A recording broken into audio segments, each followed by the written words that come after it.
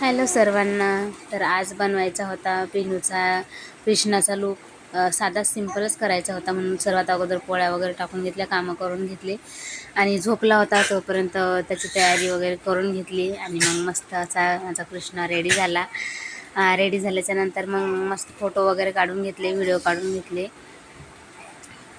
आणि थोडेसे रील पण बनवले. हा थोडासा राखीचा व्हिडिओ होता, कारण त्या दिवशी काही पूर्ण दिवसभर व्हिडिओ शूट करणं झालंच नाही, म्हणून मग हा व्हिडिओ याच्यामध्ये ॲड केला मी थोडासा.